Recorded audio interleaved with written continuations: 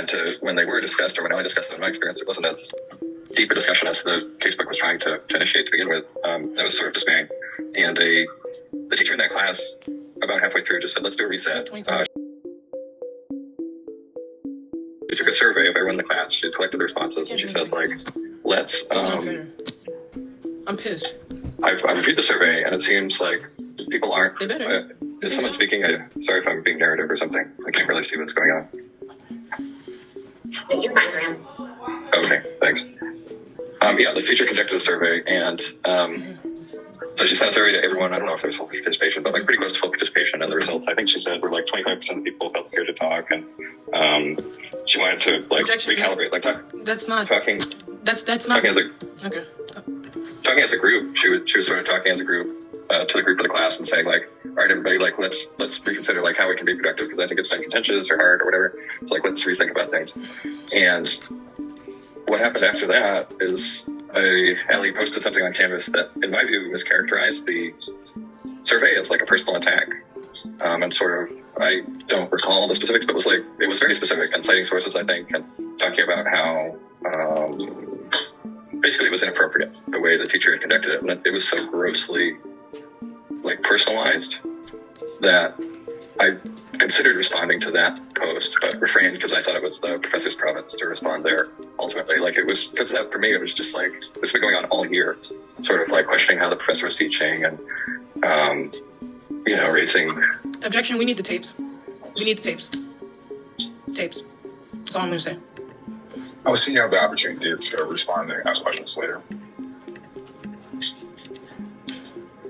So, Graham, I know that you experienced Allison, posting your name on social media, something that you've said in a classroom post.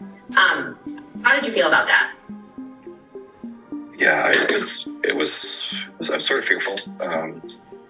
I think, so sorry for being so narrative. I was just, after, it was dismaying. I was afraid.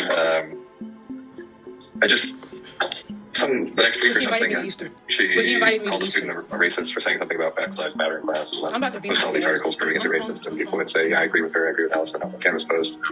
And I heard her saying in a previous class, like, hey, we should really, like, figure out how to take care of this guy, like, because he said this horrible thing and he should be punished. And so with two friends, Kate Gronek and Emma Wilwatt, but yeah, I had said at that point when I heard them speaking, I said, why don't you talk to the student directly if you think he's being offensive or saying something inappropriate? I don't, do we need to interact through just blast people, put people on blast? I guess I don't really love that approach. And so I just put them on blast, and then I felt like I responded with a post that described my experience. I didn't see it in evidence. I just have two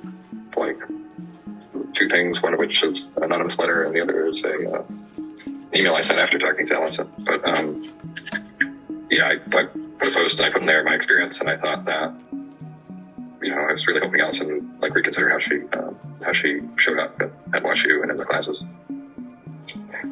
So you're asking about was posted. Yeah, a friend told me. Like I turned off the Canvas because I figured there'd be responses or whatever.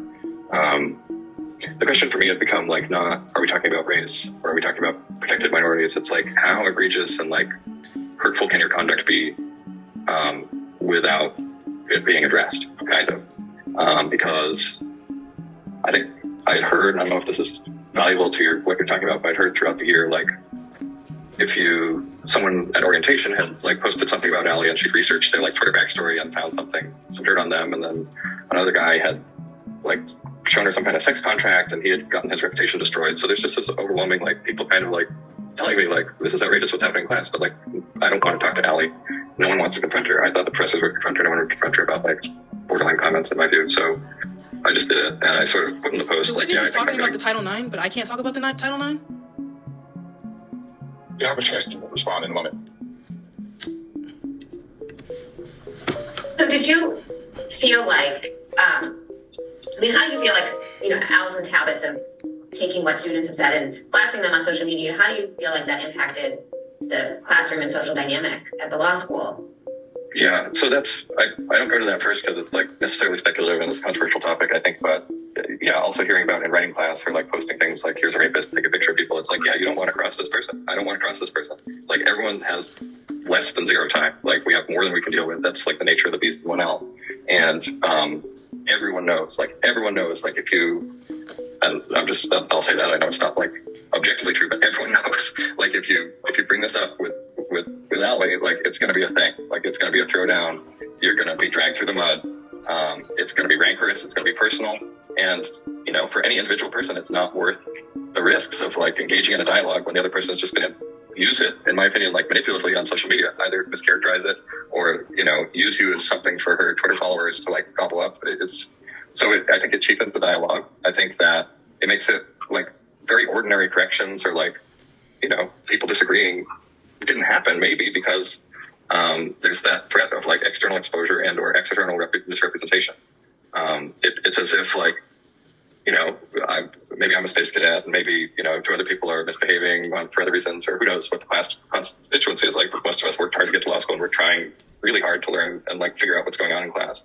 And then there's one person who's just like trying to treat this as like an opportunity to create a polemic or like a controversy, and will like use anything available to try to make that social media or make that like that race narrative, like bring it to the fore.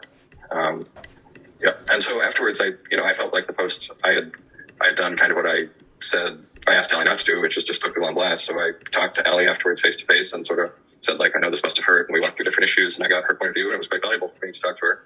And at the same time, I was worried that meeting would be misrepresented, which is why I sent the email just saying like, yeah, so just to cover like what happened here, like I learned from a friend that you posted this on social media to however many thousand followers you have, and if you could just not like do that, that'd be great. As far as I know, she didn't post anything further, but I didn't know in the first place. Only knew when other people told me these things. So.